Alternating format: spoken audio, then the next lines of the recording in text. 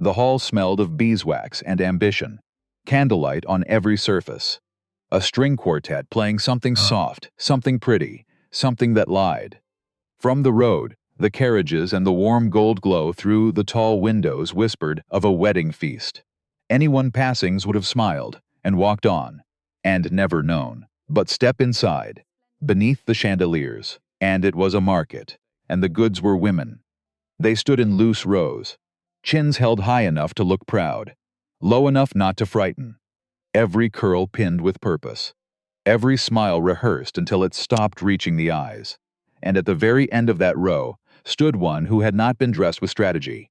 She had been dressed with contempt, a hood over the upper half of her face, rope marks, still raw, on both wrists. The whole room stared sideways and asked the same silent question. What could a woman possibly do to deserve being brought here like that? Then the doors opened. The hall smelled of beeswax and ambition.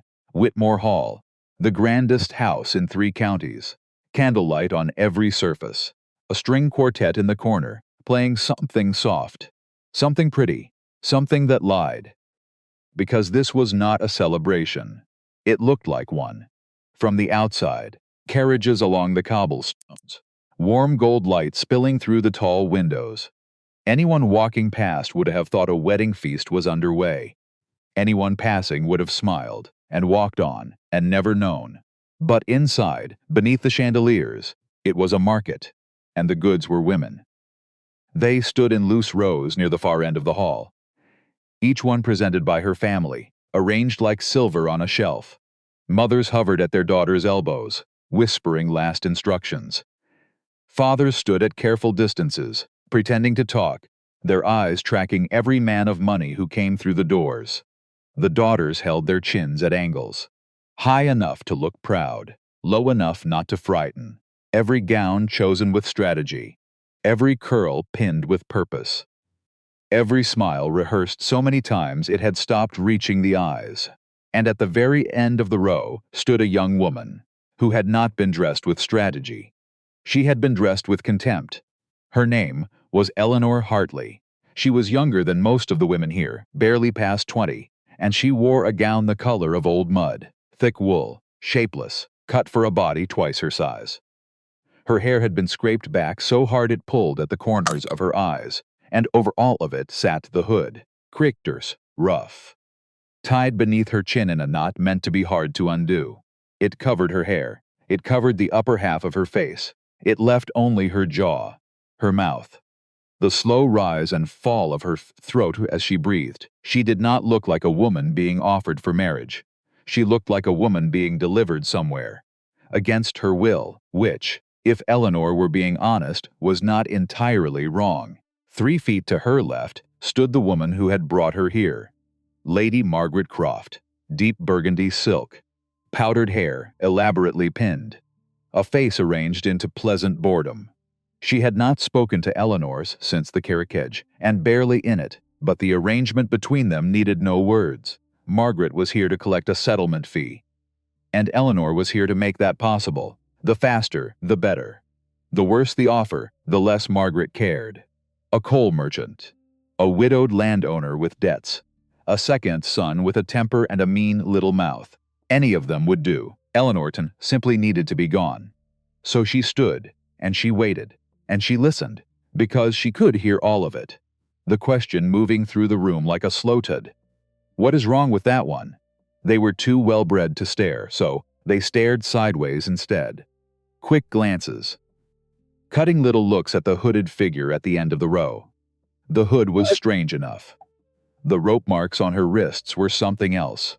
Margaret had not bothered to cover them. Faint red lines, still raw from the binding.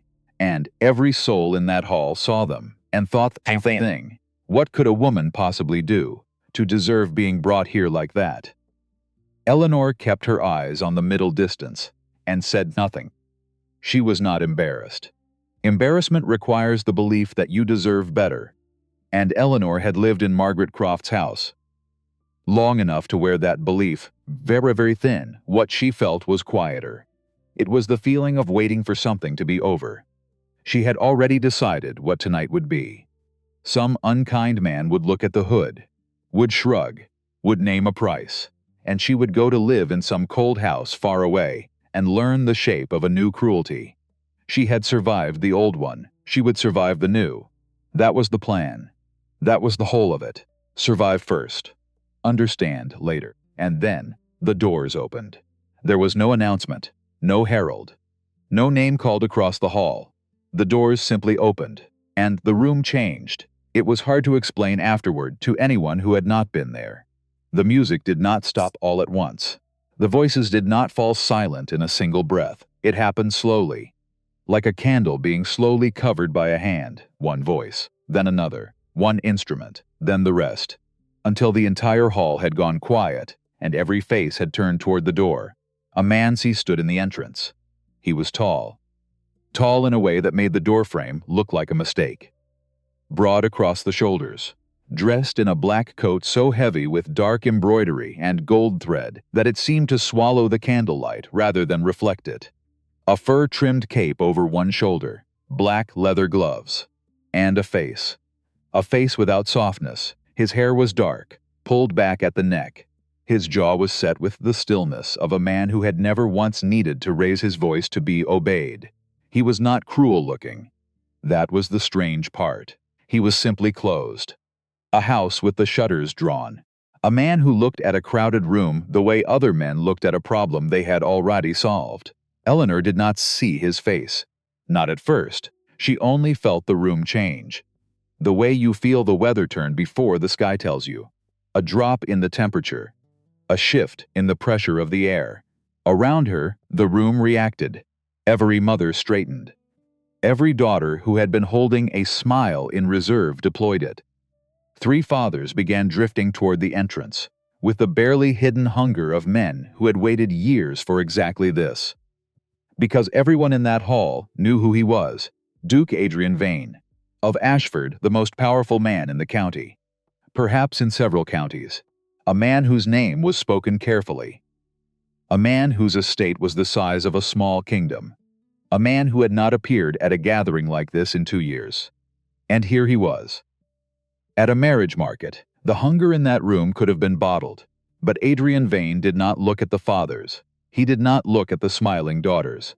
He did not look at the roses sewn along anyone's neckline or the dowry numbers hanging in the air du parfum. He walked, slow, measured, and the crowd parted for him the way water parts for something cold and moving fast.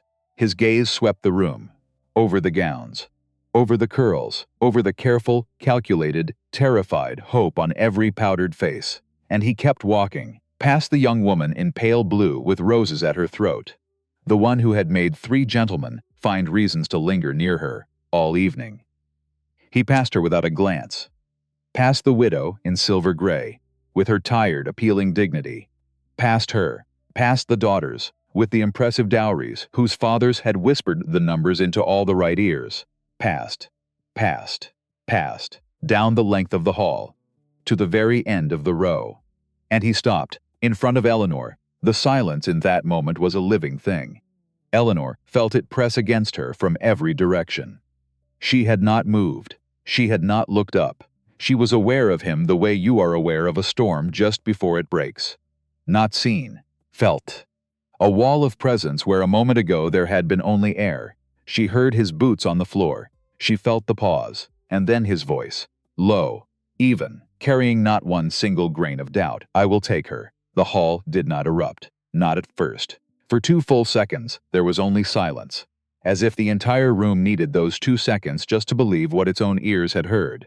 Then the murmuring began, low, disbelieving, then louder. And beside Eleanor, Lady Margaret Croft made a small sound, half a gasp, and half something dangerously close to triumph. Eleanor did not move.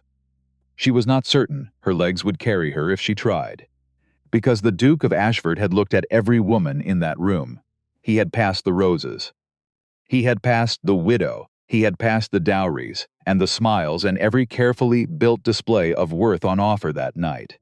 And he had chosen the one in the burlap hood. She could not understand it, so she did not try. She simply stood, very still, and told herself the thing she had been telling herself for years. Survive first. Understand later. The room they were shown to was small. A fire, 2 chairs, a writing table, a window that looked out onto nothing but the black country night. A solicitor sat at the table with a leather case. Margaret had been asked to wait outside, which she had not enjoyed, but had not dared refuse. And so, for the first time, Eleanor sat across from Adrian Vane with no crowd between them. He was, if anything, more severe up close. She could see the embroidery on his coat now, gold thread worked into patterns, so fine they must have taken someone months. His gloves were still on. He sat with the stillness of a man who had spent years making himself impossible to read, and had no intention of stopping now. Eleanor studied what she could of him through the rough weave of her hood. And she waited. He spoke first, and he did not waste words. His terms were these. He required a wife, to manage Ashford Manor, and in time to provide an heir.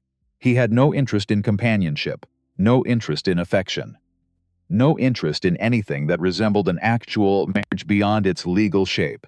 He would not involve himself in her daily life. He would not make demands on her time or her person beyond what was necessary. He would not ask her to love him, and he would not insult her by pretending to love her. It was a contract. It would be honored on both sides. And that was all it needed to be. He said all of this in the tone a man might use to discuss the price of grain. Eleanor listened to every word. She had expected many things from this night. Indifference, yes, but also the casual's cruelty that wealthy men sometimes practiced on women with nowhere to run. She had expected conditions designed to humiliate. She had expected to walk out of this room feeling smaller than she walked in. She had not expected honesty. And there was something almost restful about a man who simply said what he meant, because Margaret had never once said what she meant. Every order in that house had been wrapped in soft words and plausible deniability. Every cruelty delivered with a smile, so the cruelty could later be denied. This man looked at her hood and said nothing about it. He did not ask. He did not demand she remove it.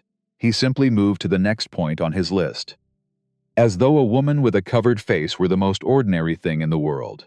Eleanor heard herself agree. But there was a moment just before she did.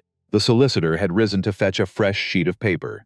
He crossed to the far side of the room, and the Duke leaned slightly toward him and spoke. Low. Not low enough, because Eleanor was close, and the room was small. And she had spent her whole life learning to hear the things she was not meant to hear. You're certain about this one, the solicitor murmured.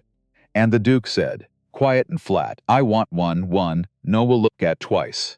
No family of standing. No one asking questions. No one watching the house. A pause. The hood is convenient. And then the solicitor returned with his paper, and the moment closed over like water. Eleanor sat very still, so. That was it. Not kindness. She had not believed it was kindness. But she had let herself wonder, for one foolish heartbeat in a candlelit hall, whether a man had looked past the mud and the rope and seen something. He had not. He had seen the opposite of something. A woman so unwanted, so unwatched, so perfectly invisible, that she could be installed in his enormous house like a piece of furniture, and no one in all of England would think to ask why. She was not chosen. She was selected. For her smallness, for her silence, for the very thing that had been done to humiliate her. Something cold settled in Eleanor's chest, and something else too, because, and this is the strange part, she was not crushed by it. She was curious. What does a man need to hide, that he would build a wife out of a woman no one will ever look at? What is in that house? The solicitor slid the document across the table. The terms were fair, more than fair. A household allowance, a set of rooms, staff, access to the estate accounts. She would be a duchess in name and function, if not in feeling. It was more than she had been given in years, she signed, and Margaret Croft was brought back in to sign as her guardian. She signed fast. Her eyes were not on Eleanor's face. They were on the settlement figure at the bottom of the page. The solicitor handed her an envelope, and she slid it into the small bag at her wrist without once looking up. She did not say goodbye. She said something to the solicitor about the pleasure of the arrangement. Something about hoping the match would prove satisfactory. The polite close of a sale, which Eleanor supposed was exactly what it was. Then she left. Eleanor watched the door shut behind the woman who had raised her. If raised was the right word for what Margaret had done. And she waited to feel something. She felt nothing. And that, in itself, was a kind of answer. The carriage was dark inside and moved at a steady pace through country roads. Eleanor could not see. Adrian Vane sat across from her, one gloved hand on his knee, his gaze on the black window beside him. He did not speak. He did not look at her. He made no gesture toward the hood she still wore. Miles passed. The warmth of Whitmore Hall faded into the cold of a late English night, and Eleanor sat in the dark and breathed and let herself, very carefully, consider a thought. That cold indifference might be survivable, in a way that active cruelty was not. A man who did not want to look at her was, perhaps, a man who would also not want to hurt her. It was not hope. She had given up hope as a luxury years ago.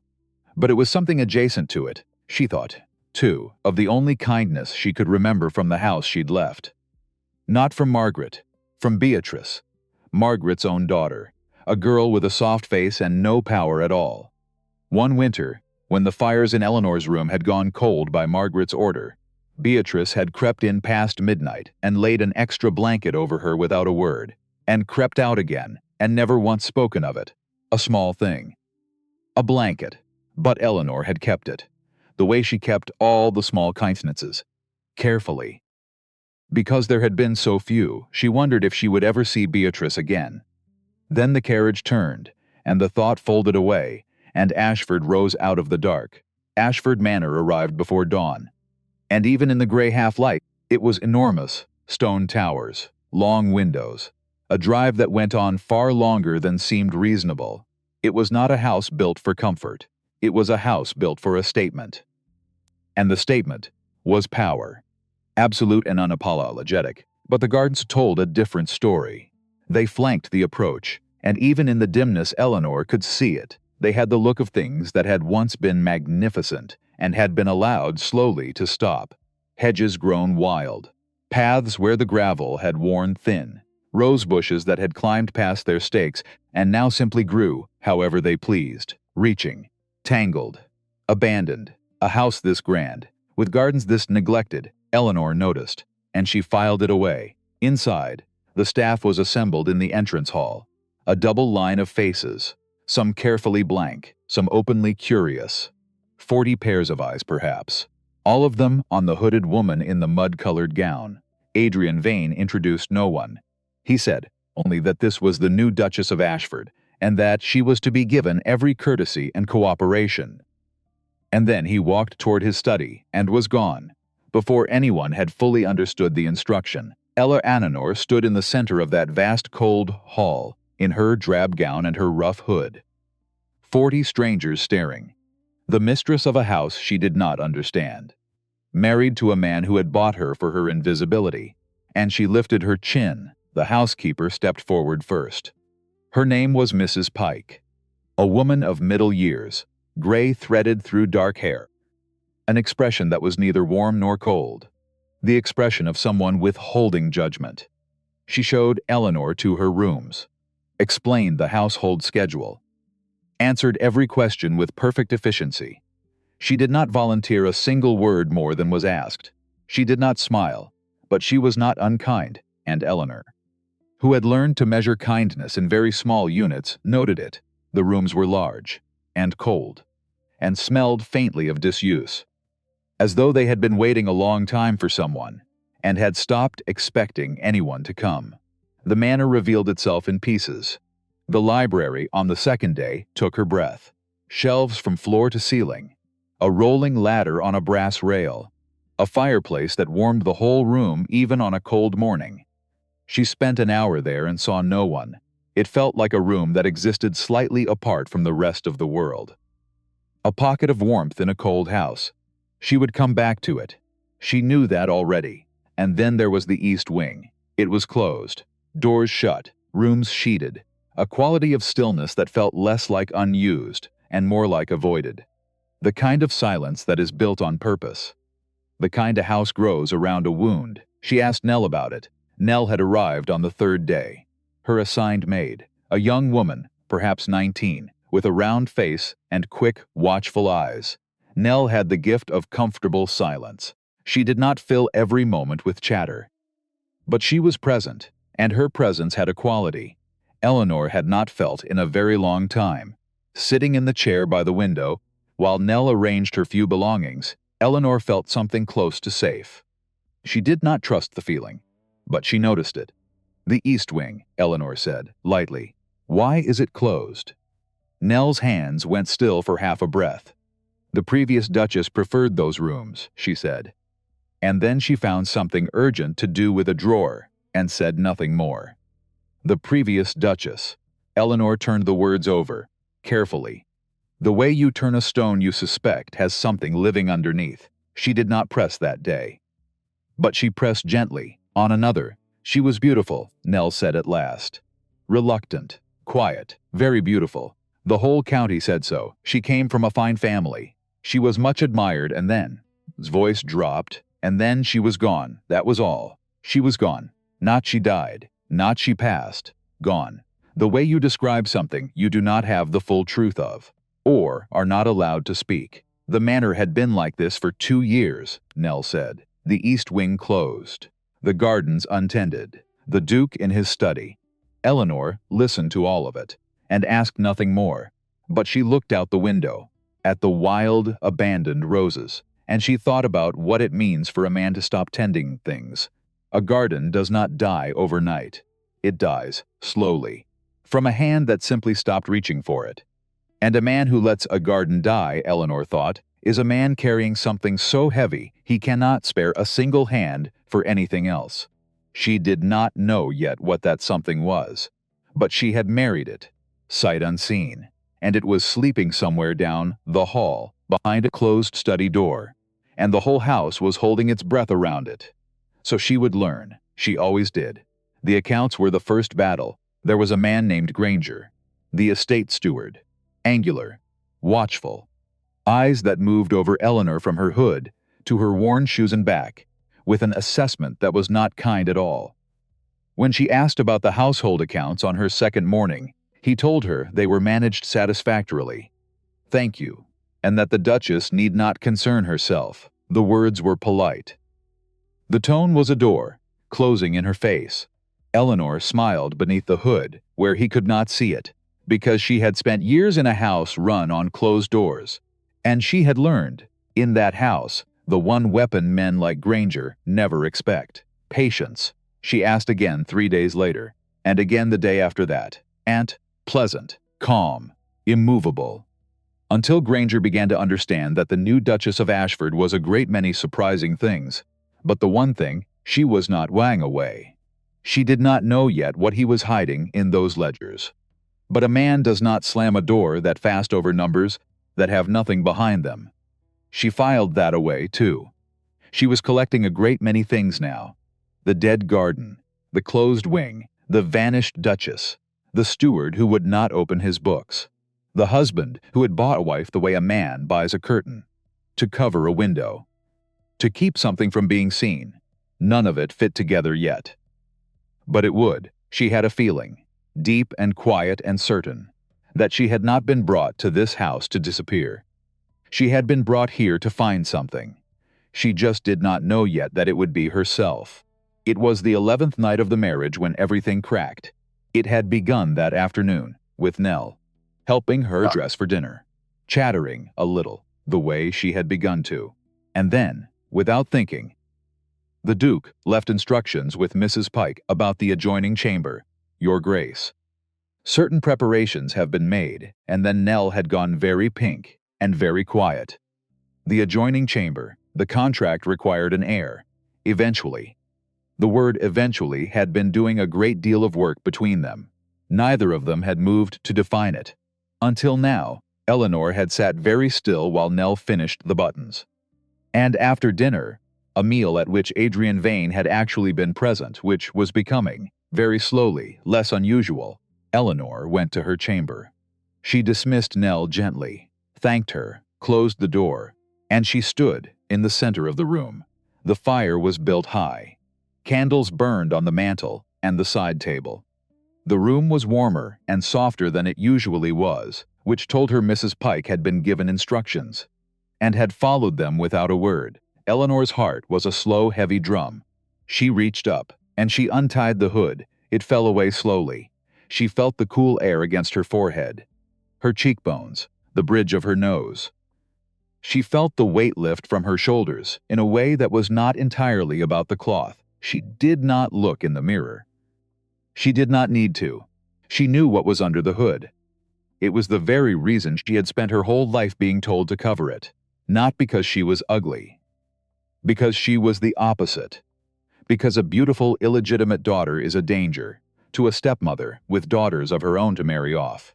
A pretty bastard draws eyes, draws questions, draws comparisons that no powdered, rehearsed daughter of Margaret Croft could survive. So they had hidden her. For years. The hood was not a punishment for being worthless. It was a cage for being too much. Eleanor sat on the edge of the chair near the fire. And she waited, and her hands did not shake, though she half expected them to. When the knock came, she said, "Come in." The door opened. Adrian Vane stepped inside and stopped. The change in him was immediate and complete. It was not dramatic. He did not stagger. He did not make a sound, but he stopped moving entirely. And the carefully managed blankness he wore, like armor, cracked, not shattered, just cracked. A fault line appearing in stone. He looked at her for a long time without speaking, and what he saw was this. A young woman with warm auburn hair that caught the firelight in a way the hood had never allowed. A face that was not fashionable, not conventional, but striking in a way that was entirely its own. High cheekbones, a mouth that held its feelings too carefully, dark eyes watching him right back, steady, a little sad, and completely without pretense. She was not plain. She was so far from plain that the word was absurd. And then, something moved behind his eyes, something fast and dark. His jaw tightened, his breath caught, and one word came out of him, low, almost soundless, pulled up from somewhere far below his control, Cecilia. The name landed in the room like a dropped glass, and Eleanor understood in one terrible, illuminating instant. So much. The closed wing, the dead garden, the wife built from a woman no one would look at. And now this. A man looking at her face and seeing a ghost. She had thought he was angry that she was beautiful. She had thought he believed she had deceived him. She had braced for that. For the look of a man who thinks he has been tricked. But this was worse. This was a man looking at a living woman. And seeing a dead one, she watched the recognition curdle into something else. A door slamming, shutters, dropping. The blankness rushing back to cover the crack, but too late, far too late. Because she had already seen through it, he took a step back. "Forgive me," he said. And his voice was wrong, stripped, bare. Nothing like the man who had said, "I will take her across a silent hall. I should not have come." "Wait," Eleanor said. She did not raise her voice. She never did, but something in the quiet of it stopped him at the door. "I did not deceive you. The hood, the gown, the way I was sold to you in that hall, none of it was mine. It was hers, my stepmother's. From beginning to end. I had no more choice in how I was shown to you than I had in being shown at all." He listened, his jaw stayed tight. The storm behind his eyes did not clear. "I do not know who Cecilia is," she said. Softer now, "but I know I am not her. And I know that whatever you are seeing when you look at me, it is not me." For a long moment, he said nothing. The fire popped, a log settled, and then Adrian Vane did the thing she would think about for many nights afterward. He looked at her, truly looked, not at the ghost, at her, for just one heartbeat. And in that heartbeat, something crossed his face that she had no name for. Grief, and underneath the grief, something that looked almost like the beginning of a question he was terrified to ask. Then he turned, and he left, and the door closed behind him, with a sound that was not quite a slam and not quite gentle either. Eleanor sat by the fire for a long time afterward. She did not put the hood back on. She could hear him faintly, through the wall that joined their chambers. The sound of footsteps. Slow, deliberate, back and forth, back and forth. A man who had meant to sleep and was finding, to his great inconvenience, that he could not. She thought about the crack in his face, about a dead garden and a closed wing, and a name spoken like a wound that had never healed. She thought about the fact that she had been bought to be invisible, and that she had, instead, become the most visible thing in his life. By simply taking off a hood, a wife built to be unseen, who had turned out to be the very image of the thing he could not stop seeing. He had wanted a woman no one would look at, and he had ended up with a woman he could not look away from. And the worst of it, the thing that kept her awake long past the moment his footsteps finally stilled, was that she did not feel afraid. She felt curious. Somewhere in that house was the truth of who Cecilia had been, and how she had gone, and why a man would close a wing and kill a garden and buy a hooded stranger rather than face it. And Eleanor Hartley had spent her whole life learning to find the things she was not meant to find. She looked into the fire, and she made a decision, quiet and certain, and, though she could not have known it then, the one that would change everything. She was going to learn what happened in this house, and she was going to bring it back to life. Starting with the garden, the fire burned low, and down the hall, at last, the footsteps stopped, and the great cold house of Ashford held its breath, and waited for morning. In the days that followed, Adrian Vane became a ghost in his own house. He was present, in the technical sense. His boots were heard on the stairs before dawn. His study lamp burned past midnight. His place was set at the dinner table, whether he came to fill it or not, but the quality of his absence had changed before. He had simply been away. Busy, occupied with the business of a great estate and the long habit of solitude. Now he was away from her, specifically, deliberately, with a consistency that told Eleanor it was not carelessness. It was a decision, and she understood it. A man who had not expected what he saw under that hood was now doing what such men always do, retreating to where the ground felt solid, pulling distance around himself like armor, pretending the thing that had cracked in his face had never cracked at all. She did not find this frightening. She found it almost endearing, in the way that very large and very proud things are endearing. When you catch them in a moment of softness, they would die before admitting to. So she said nothing. She did not chase him. She did not knock on his study door or arrange to be in the corridors when he passed, because she understood, better than most, the particular comfort of walls. She had built a few of her own, and there was, as it turned out, a great deal of work to keep her hands busy. She got the household books at last, not through force, through patience, the same quiet, immovable politeness that Granger had clearly never expected. She asked and asked and asked until the asking became more exhausting than the giving. And one cold morning, the ledgers appeared on her writing table. Without comment, without a single word, she opened them, and the picture inside was in the kindest reading, untidy, not honest, not at first glance, just untidy. Expenditures approved without record. Orders placed with the same vendors year after year, whether or not better terms could be found. Small inefficiencies stacked up over years into something that, in total, amounted to a great deal of money walking quietly out the door of Ashford. For no particularly good reason, Eleanor said nothing to Granger. She said nothing to Adrian. She simply began, methodically, and without a shred of drama, to fix it. She renegotiated the kitchen supply through Mrs. Pike, who turned out to have strong opinions on the matter, and had simply never once been asked to act on them. And then she found, in the records, a gardener, on the payroll for 18 months, drawing a steady wage, whom no one had ever seen, not tending a single bed, not trimming a single hedge. Eleanor asked Mrs. Pike about him, carefully, and Mrs. Pike's mouth went thin. That would be young Davy, she said. And what does young Davy do? A pause. He is Mr. Granger's nephew, Your Grace, and that explained a great deal. It explained the closed door, the slammed ledgers, why a steward would rather fight a duchess than show her a column of numbers, a phantom gardener. drawing real wages from a real account for 18 months, while the actual gardens of Ashford rotted past their stakes and went wild. It was a small theft. But small thefts, Eleanor knew, are how you learn the size of a man's nerve.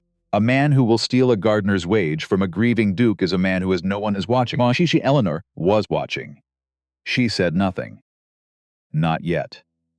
But she put young Davy's name in the back of her mind, right next to the closed wing, and the dead garden, and the name a man had spoken across a firelit room like a wound. She was still collecting. The staff began to shift. It was slow, quiet, the way the seasons turn before you notice.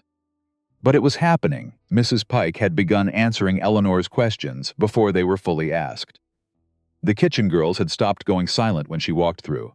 The footman, who had first greeted her with the blank faces of people, told to be respectful, but not told why, had begun to greet her in the mornings with something almost like warmth. And Nell had stopped pretending the comfortable silence was anything other than what it was: friendship. Eleanor had not had a friend in a very long time. She did not say the word out loud. She was afraid that saying it might break it. But she felt it. In the cup of tea brought without being asked, the folded blanket, the way Nell hummed, just under her breath, while she worked, because she was no longer afraid of the room she worked in, and Adrian watched all of it, from doorways, from the heads of staircases, from the windows of his study. Eleanor caught him at it twice, and the expression he wore was not the one he wore for estate business. It was quieter than that. The expression of a man watching something grow, in soil he had been certain was dead, and not knowing what on earth to do with that information. She filed that away, too. She was getting quite a collection.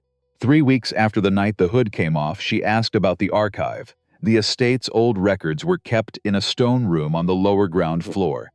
Dry, cold, lined with leather ledgers and document boxes going back generations. Eleanor had been working through the current year's accounts, but she wanted the longer shape of things. The patterns, the history. She made the request to Adrian directly. She caught him in the corridor outside his study, on a Tuesday morning, when he had not quite managed to be elsewhere in time. It was the first time she had spoken directly to him in days. "I would like access to the archive," she said. He looked at her, for a moment. With that quality of assessment she had learned to read as his version of consideration. His eyes moved over her face, and she watched him decide not to flinch from it, watch the effort it cost him to look at the face and see her, and not the ghost. "Why?" he said. Not a refusal, a question. "The estate has a history," Eleanor said. "I would like to understand it. A house tells you what it needs. If you let it." Something flickered in his eyes. "And what?" he said, slowly. "Has this house told you?" Eleanor held his gaze. That something stopped. 2 years ago. And no one ever started it again. The corridor was very quiet. Adrian Vane looked at her for a long moment. And whatever he saw, whatever he heard in those words, it did something to him. The smallest thing.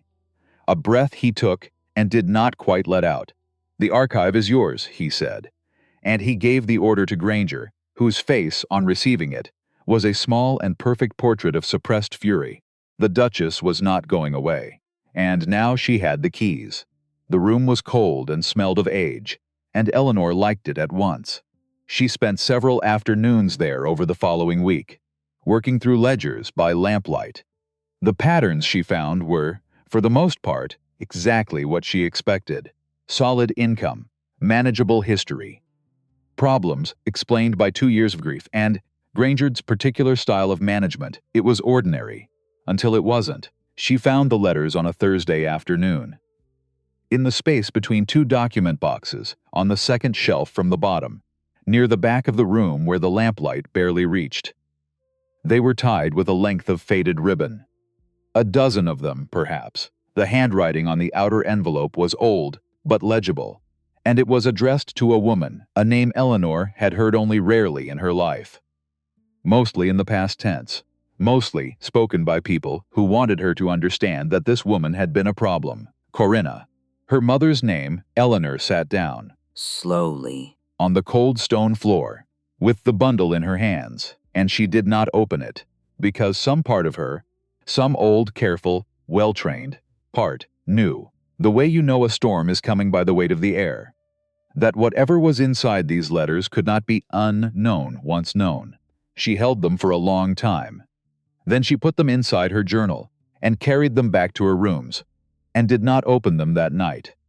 And she told herself it was because she was tired. She opened them 4 days later, alone, by firelight, when the house was quiet enough that the silence had weight, and the world she had been told about her whole life came apart in her hands. The letters were from her father, not the father she had been told about, not the cold man whose legitimate marriage to a woman of good standing had produced a respectable daughter and a title and a reputation. The marriage that had made Eleanor's own existence a stain, a shameful, inconvenient piece of evidence about a man's character. These letters predated all of that. They were dated years earlier, and they were written in a hand that was careful and ardent and entirely without the coldness she had built her whole childhood around. He had loved her mother.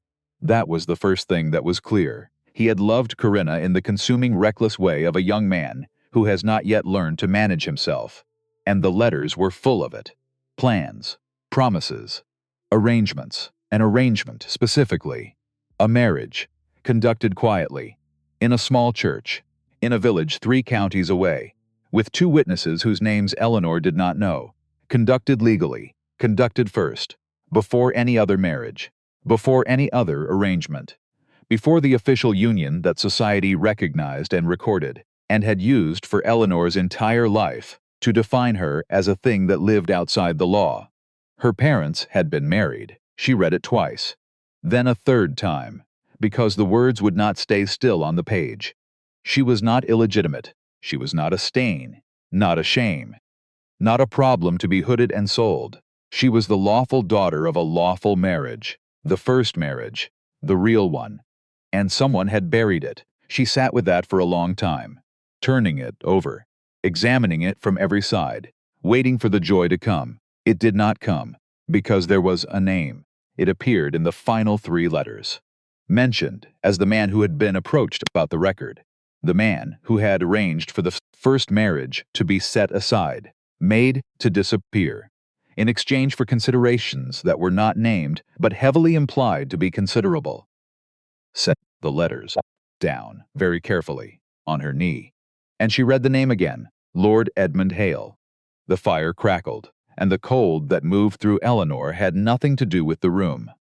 Because she knew that name. She had heard it twice since coming to Ashford. Once from Nell, in the context of the previous Duchess's family, and once in a clipped, careful comment from Mrs. Pike about visitors the estate no longer received. Lord Edmund Hale, the father of the first Duchess of Ashford, the father of the beautiful, celebrated woman, whose rooms were still sheeted in the closed east wing, whose name no one in this house could say without a particular careful nothing in their voice. Cecilia. The same man who had buried her mother's marriage was the father of the woman whose ghost lived in her husband's face. Eleanor sat very still by the fire. One man had destroyed her mother, erased her name, made Eleanor a bastard with a stroke of a forged pen and a handful of coins. And the same man had given his daughter to Adrian Vane, and that daughter was, somehow, gone. The pieces she had been collecting for weeks had just started, quietly, terribly to fit. She found him in the study at 10:30 in the evening. She had never knocked on that door at night before. There was a pause, then a short word, and she went in. Adrian was at his desk. Papers spread across it, a lamp burning close. He looked up when she entered, and something in her face made him straighten. She crossed the room, and she set the letters down on the desk in front of him. I found these. In the archive. They are my mother's. He looked at them, then at her. Read the last 3, and tell me you do not know the name at the bottom. He listened, which was how he listened when something had truly caught him. Without interrupting, he picked up the letters. He read, slowly, the careful contained stillness of a man processing something dangerous. She watched his face as he reached the final letter, and she watched it change, a sharpening, a recognition, followed instantly by a particular kind of control. A cold stillness, different from his usual blankness, because this one had heat underneath it. Banked. But there. You know him, Eleanor said. I know him. His voice was very quiet. He is Cecilia's father. Adrian's jaw tightened. For a long moment he did not speak. He looked down at the letter, at one word in the margin. A small annotation, made not by her father, but by another hand. There, he said finally. And he turned the letter so she could see. That note, in the margin. Do you see it? She did. I have seen that hand before. On documents presented to me years ago, as evidence. In a legal matter concerning this estate, he set the letter down. They turned out to be forgeries. Everyone. But by the time anyone could prove it, the damage had already been arranged. Eleanor went cold all over. What damage? And Adrian Vane looked at her across the firelit desk. A man deciding, in real time, whether to open a door he had kept shut for 2 years. And then, for the first time, he opened it. He told her in the measured, factual way he told everything. But it cost him. She could see that. Each sentence pulled up from somewhere deep and guarded. Edmund Hale had wanted Ashford, not the title, the land, the income, the vast and ancient wealth of it. And he had spent years working toward it, the way a patient man works toward anything. Quietly, with forged documents and false claims and small arrangements that each, on their own, meant nothing.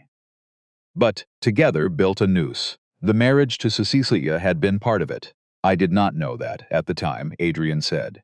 I believed, as young men do, that I had chosen her. I learned later that I had been chosen. The way a man chooses a key. For a lock he means to open. Eleanor said nothing, because she knew exactly what that felt like. To be chosen for a use, by a man who calls it love. Or calls it a contract. The name hardly matters. And Cecilia, she said, gently. What happened to her? The stillness that came over Adrian then was the deepest she had ever seen. She died. 2 years ago. In the East Wing, a pause. They called it a sudden illness, and the way he said they called it, the exact careful weight he put on those 3 words, told Eleanor more than a confession would have. He did not believe it. He had never believed it. You think her father had something to do with it, Eleanor said, quietly. Adrian did not answer. But he did not need to. The silence answered for him, and in that silence, Eleanor understood the final piece, the piece that explained everything, the hood, the invisible wife, the woman selected for being unwatched. That is why you chose me, she breathed. A wife no one would look at, no family, no questions, no one watching the house, because you are still, she stopped. You are still trying to prove it. What he did to her. You have been trying for 2 years, and you needed no one to notice. While you looked, Adrian Vane looked at her. And for the first time since the night the hood came off, he did not look away. Yes, he said one word, and it changed everything between them, because he had finally told her the truth, not the contract truth, not the cold dictated terms, the real one.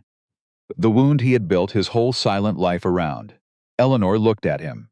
This severe, guarded, grieving man who had married a stranger to hide a search, who had bought her invisibility, and gotten, instead, the one woman in England who could not stop seeing. Then we have more in common, she said. Than a contract. Something shifted in his expression. Not quite a smile, but something adjacent to one. They sat across that desk for another hour, talking, carefully, about what the letters meant and what could be done with them. The longest conversation they had ever had, and when Eleanor finally rose to leave, she noticed that he had not once retreated into his blankness. Not once. He had stayed, the whole time, entirely present. She did not know what to do with that. So she did the only thing she knew how. She kept it. Word, it turned out, moves faster through certain channels than Eleanor had appreciated.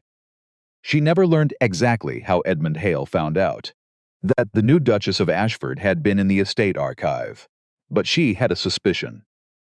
Granger's face, when she returned that evening with the letters tucked in her journal, had held a quality of calculation she had noted, and filed away. She could not prove it. But she was not surprised. 2 weeks later, when Mrs. Pike appeared at the door of her sitting room, with the particular tightness around the eyes that was her version of alarm, to say that a visitor had arrived. Unannounced, Lord Edmund Hale. He was everything the letters had promised, and nothing she had been able to fully prepare for. A man of perhaps 60, white hair, worn elegantly, a coat that spoke of serious money, and a face that had arranged itself, over many years, into an expression of benevolent interest, sitting over the actual contents of his eyes the way fresh plaster sits over a crumbling wall. He was charming. He was warm. He shook Adrian's hand in the entrance hall with the ease of an old acquaintance. He spoke of the pleasure of calling on the newly established household. Eleanor watched from the gallery above, her hands resting on the cold stones of balustrade, and she looked down at the man who had buried her mother's marriage, sold her mother's life, erased her name with a forged note in a margin, and, perhaps, done something far worse to his own daughter, in a room that was now sheeted and silent below her, and she felt a cold, clear, entirely unfrightened anger settle in her chest, like ballast in a ship. Adrian received him with a courtesy so precise it could have fooled anyone not paying attention. Eleanor, who was paying attention, saw it for exactly what it was. The bare minimum demanded by social form, delivered without 1 degree of warmth to spare. She came downstairs when a footman brought the request. She sat. She drank tea. She answered Hale's pleasant questions about how she was finding the estate, with answers equally pleasant and equally empty. And then Adrian was called away. A matter of estate business. His steward appearing at the door with an urgency that Eleanor suspected strongly had been arranged in advance. By the very sitting across from her, the door closed, and Hale waited. Until the door had been shut for exactly the right amount of time, and then the pleasant expression shifted. Not into cruelty, not into anything so crude. It settled into something worse. Clarity, the clarity of a man explaining the facts of a situation to someone who has not yet understood them, with the gentle patience of someone who has arranged those facts himself. "I understand," Hale said, mildly, stirring his tea, "that you have been spending time in the family archive." Eleanor set down her cup. "I have? Dusty work. For a duchess I find it suits me," he smiled. "Letters found in old archives are unreliable things, Your Grace. Did you know that? Paper fades. Ink runs, memories of who wrote what, and when, and whether it ever held any legal weight at all. They blur. Some letters are quite clear." Hale's smile did not move. "A woman of your background," he went on. "Pleasant. Relentless. An acknowledged, illegitimate daughter, brought to a marriage assembly in a hood, with no family of standing willing to speak for her, making claims against a peer of my rank." In a court of law he shook his head, slowly, almost kindly. "You would find the courts a very difficult environment, would I? The story such a woman might tell would, in the telling, reveal a great many things. About her own origins, her circumstances, things that would make her continued position, in this household and in society, rather difficult to sustain." He set down his spoon. "Do you understand me, Your Grace?" Eleanor looked at him, and she did not look away. "I understand you perfectly." And then he delivered the line that turned the cold in her chest to ice. He stood, smoothed his elegant coat, and said lightly, as if it were nothing at all, "Your husband has a habit of digging into old settled matters. I would not encourage him in it." A pause. "Accidents have a way of finding men who dig too deep, as I believe this house already knows." And he smiled. A genuinely warm smile. That was the most frightening part of it.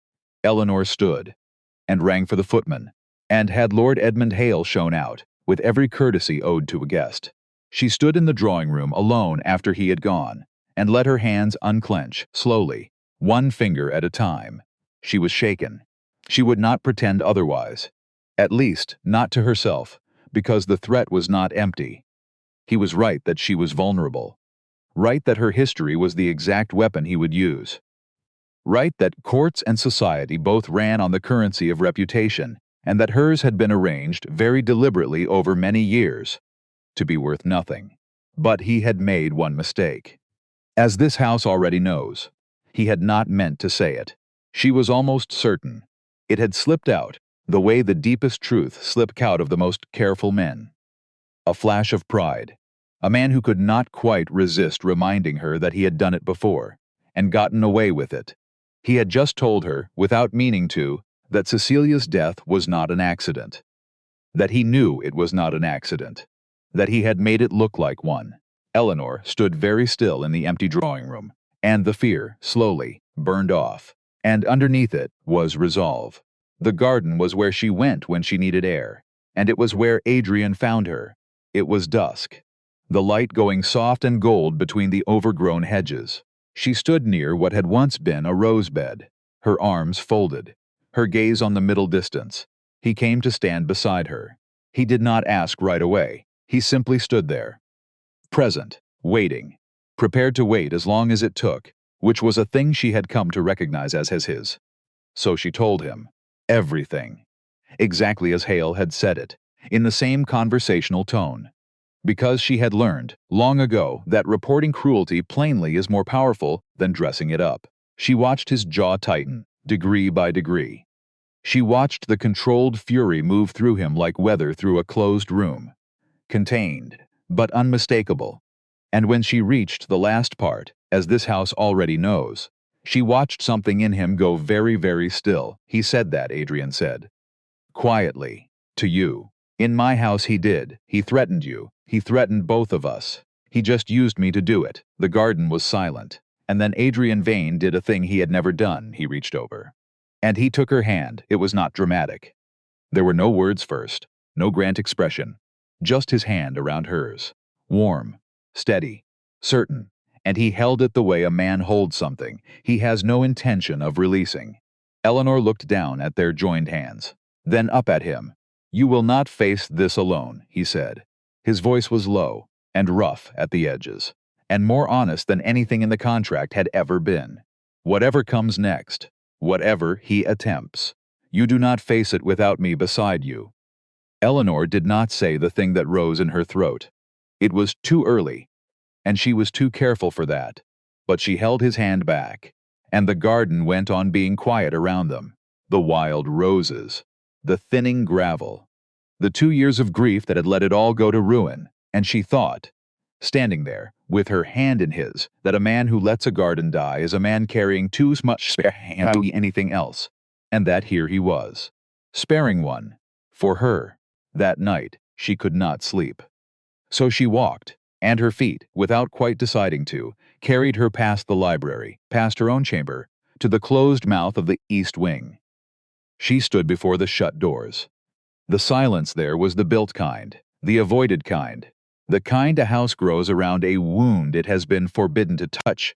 Somewhere behind those doors was the truth of Cecilia, how she had lived, how she had gone, the proof Edmund Hale had let slip he was so proud of hiding. Eleanor reached out and tried a door, locked. Of course it was. But as she stood there, in the dark, her fingers resting on the cold brass, she heard something behind her, a footstep, soft, and Shocke turned Granger the steward, standing at the end of the corridor, a candle in his hand, his angular face lit from below, and his eyes, moving from her face to the locked door, and back for a long moment. Neither of them spoke. These rooms are closed, Your Grace, he said at last. Smooth. By the Duke order, I know, then you'll understand, that some doors are best left shut, and he smiled. A thin smile.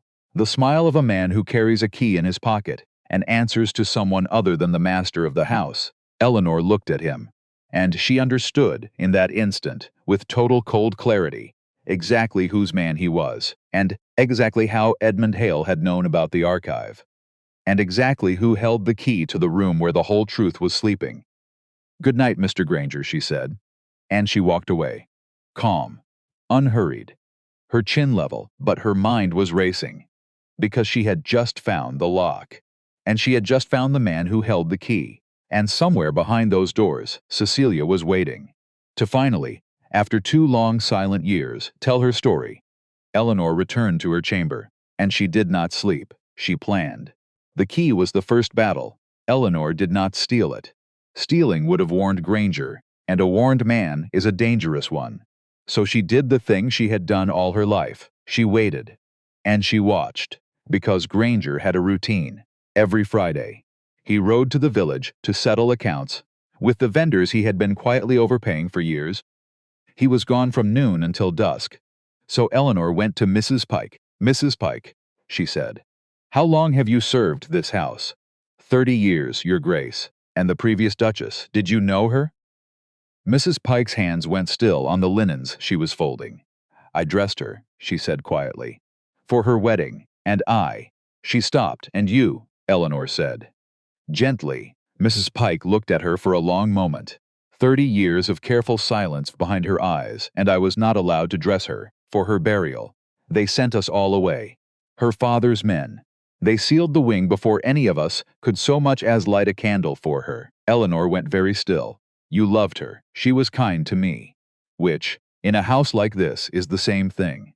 And then, without another word, Mrs. Pike crossed the room, and opened a cabinet, and took out a small iron ring, with a single old key on it. The master key past the housekeeper. When a steward forgets that she is above him, she pressed it into Eleanor's hand. "Bring her back, whatever is in there. Bring her back into the light."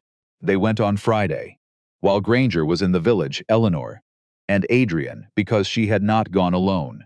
She had gone to him first, stood in his study, told him what she meant to do, and he had not forbidden it. He had stood, and taken his coat, and said only one thing: "If we do it together."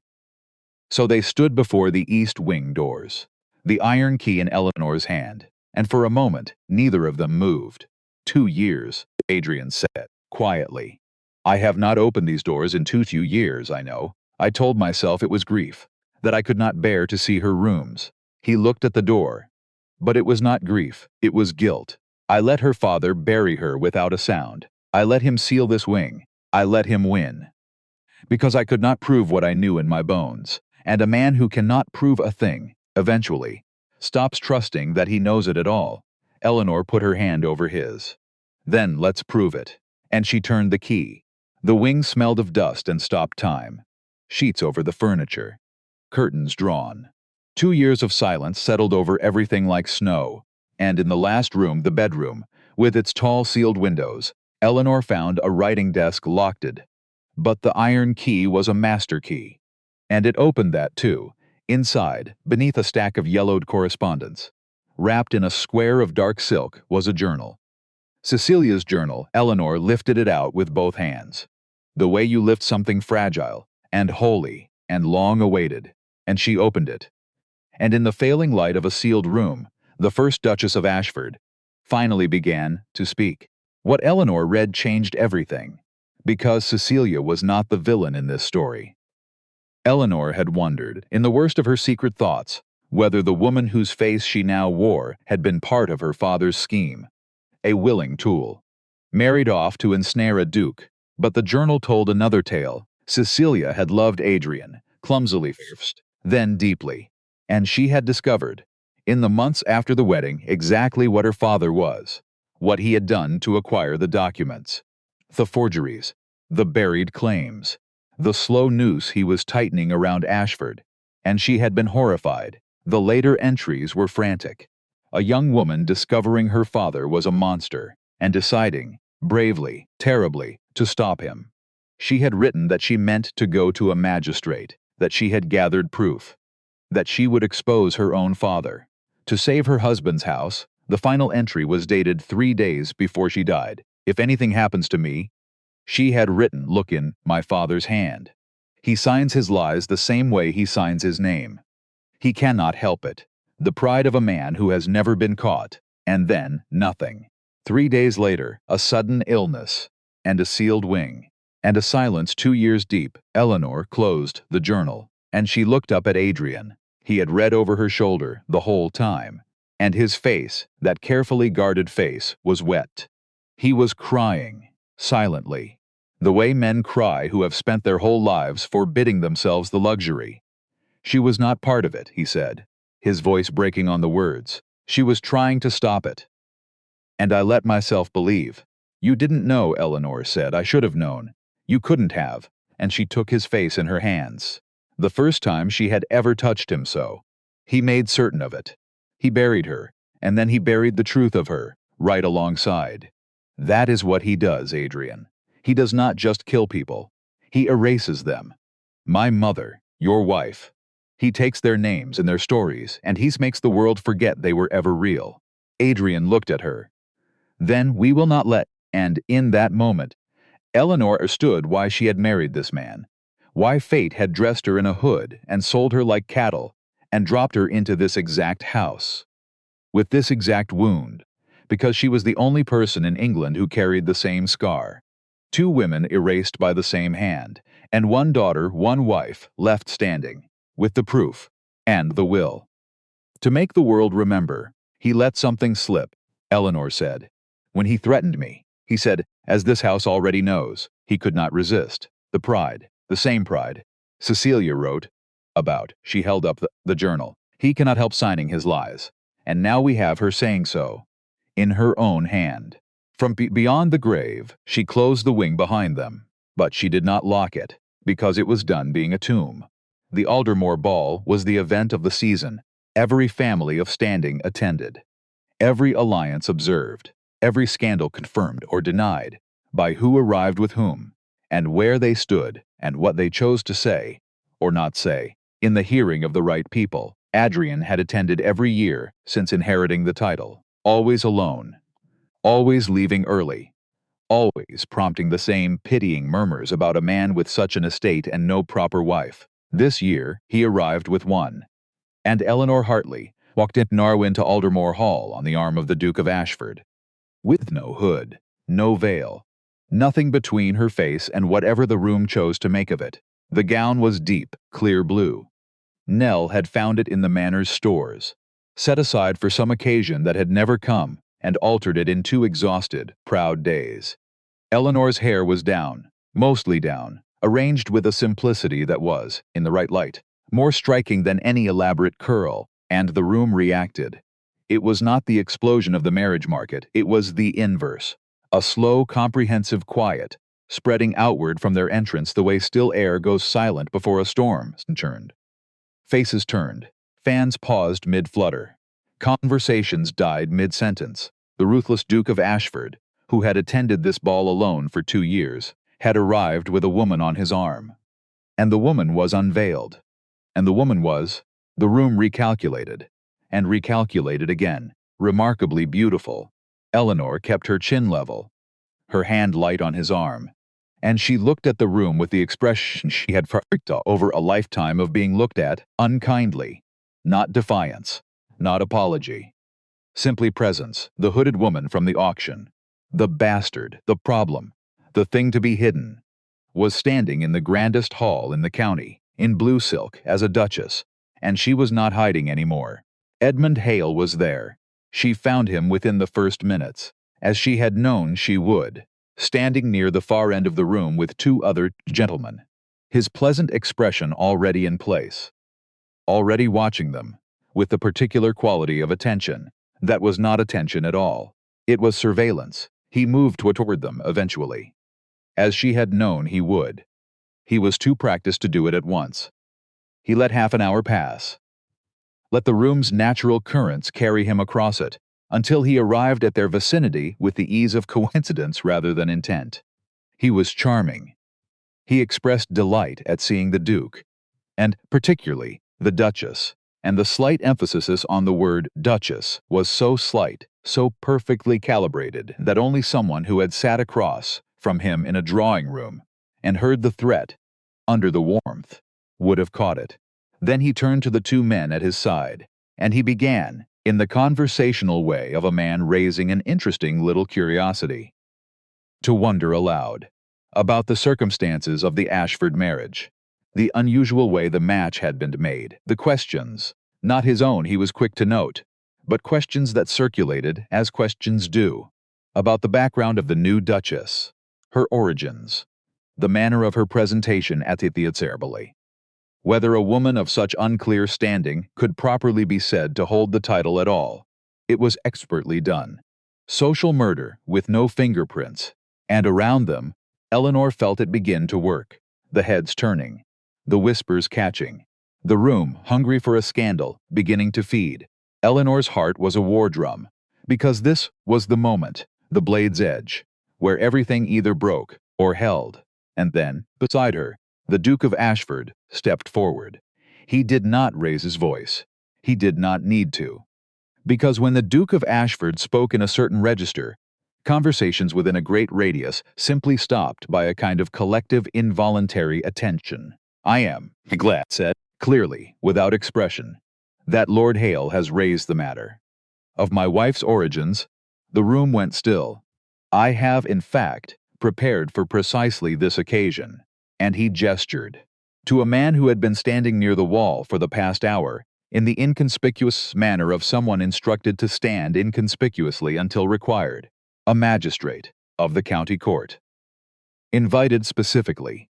For this Eleanor watched Edmund Hale's face, and she watched the first crack appear, because the magistrate stepped forward, and Adrian Vane reached into his coat, and he produced the letters.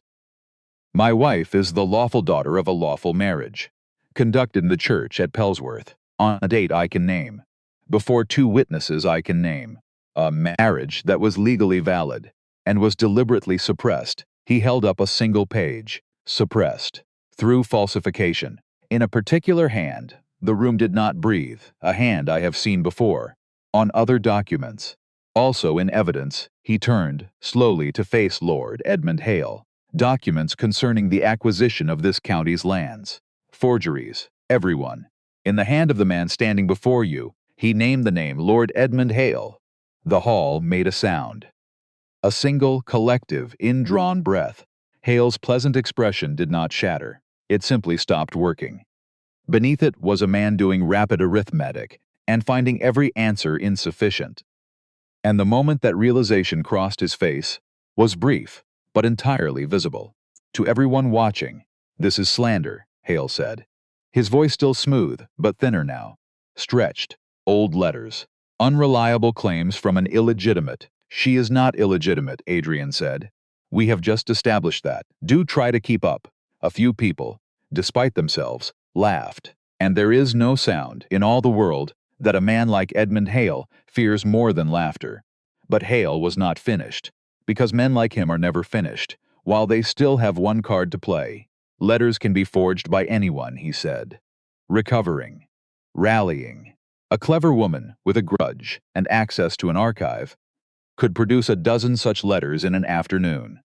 Where is your proof that these are genuine? Where is your witness? And the room, which had begun to tip toward Eleanor, tipped back, because it was a fair question. A devil's question. But fair. Eleanor felt the floor shift beneath her. This was it. The thing she had feared. His word, his rank, against a handful of old paper and a hooded bastard's story. Except, she reached into the small bag at her wrist, and she stepped forward. "You want a witness, my lord?" Her voice was clear, and it carried, and the whole hall turned to her. The hooded woman. The problem. The thing that was supposed to disappear. "I have one." And she held up the journal. "Your daughter." The color left Edmund Hale's face. All of it. At once, Cecilia, Eleanor said, into the dead silence. Wrote everything down. The forgeries. The schemes.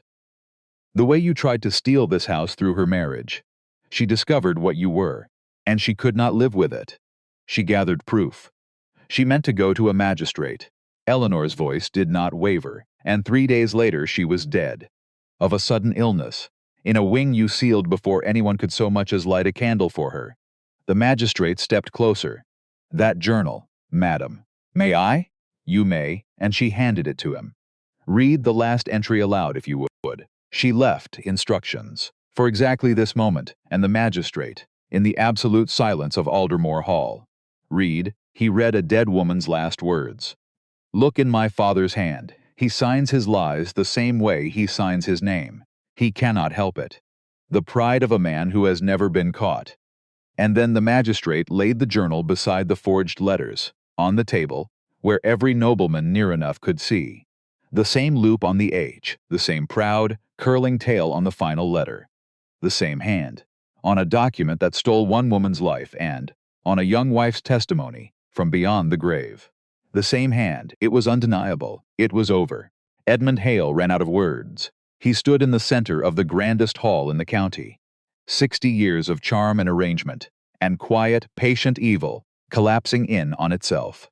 As 400 eyes watched the plaster crack, and the crumbling stone behind it finally show.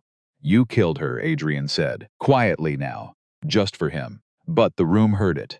The room heard every word, your own daughter. Because she was good, and you were not. And you could not abide a single honest thing in a world you had spent your whole life forging. His voice was steel under velvet.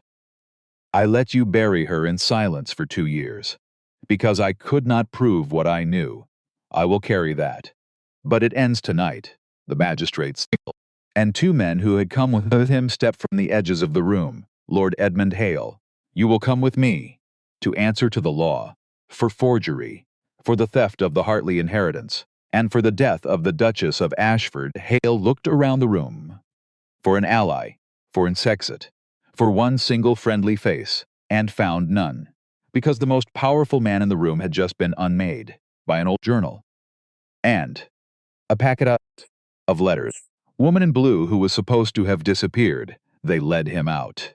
And the quiet that followed his departure was the kind that meant everyone in that hall understood exactly what they had witnessed, and was already composing the letter they would write home about it.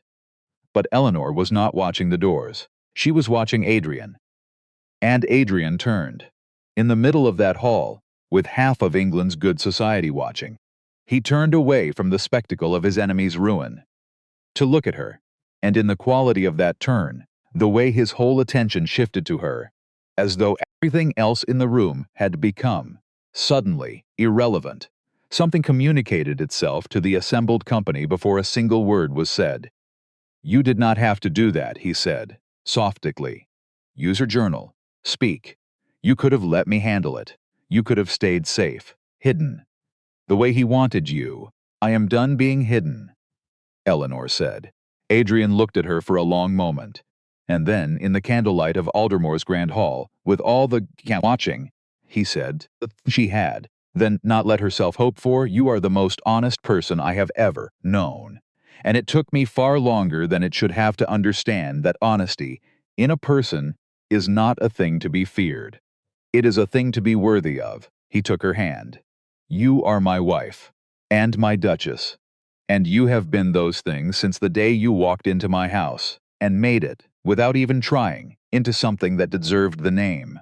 The room was very still, and Eleanor Hartley, who had been sold in a hood, trussed with rope, named a problem, hidden away like a thing of shame, stood in the most beautiful hall in the county, and was seen. Truly, completely. Seen. She did not say the thing that rose in her throat, not yet, but she held his hand, the way he held hers, like something neither of them had any intention of releasing. The legal proceedings took 3 months. They were not pleasant months. There were depositions and counterclaims, and the particular grinding tedium of the law, which seems to exhaust everyone involved into submission. Eleanor attended every session that required her, accompanied by Adrian, and by a solicitor he had engaged, who was precise and formidable, and had clearly been chosen for exactly those qualities.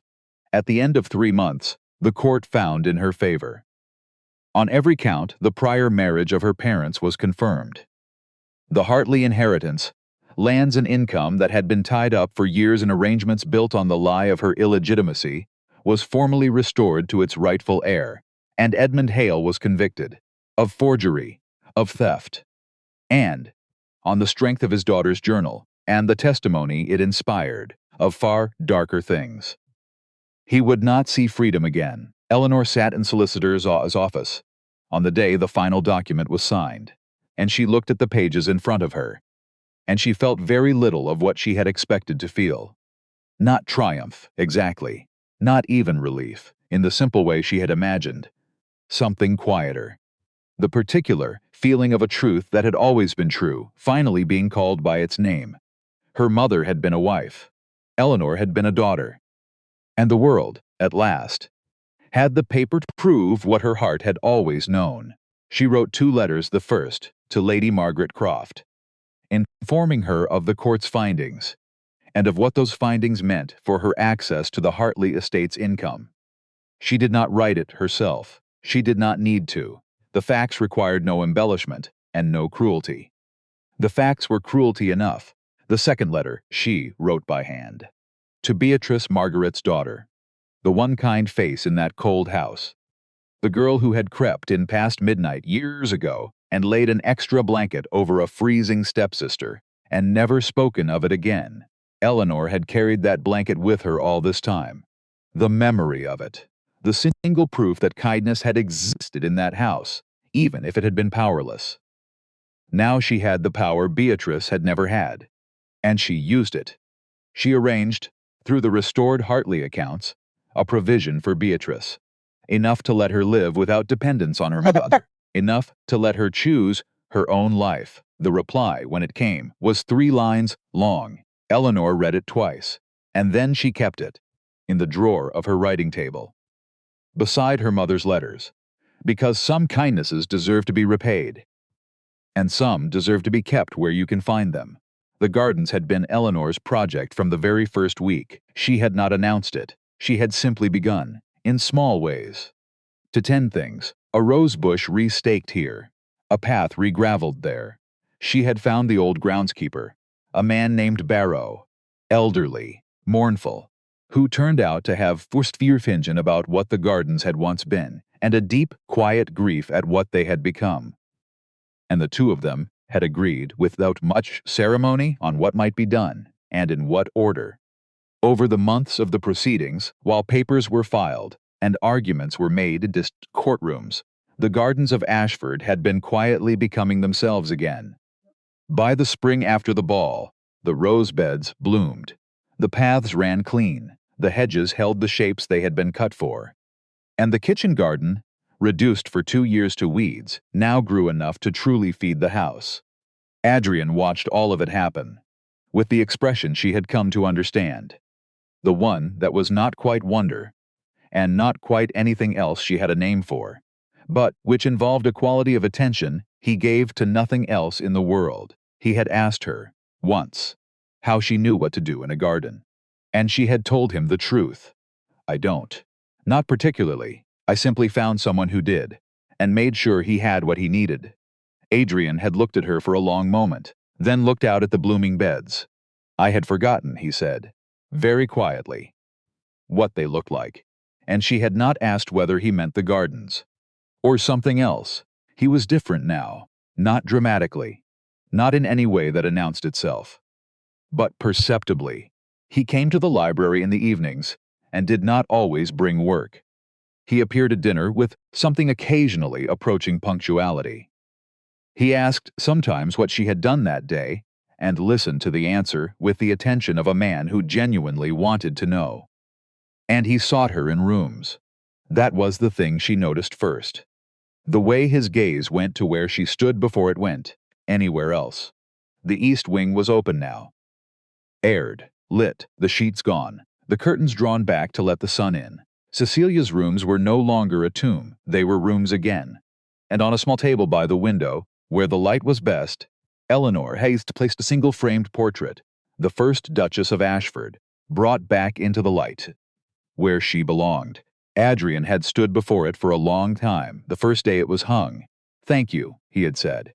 Finally, for giving her back her name, she gave us the truth. It was the least we could do. To give her back the light. The evening it finally happened came on an ordinary Tuesday in late spring. She was in the library, reading.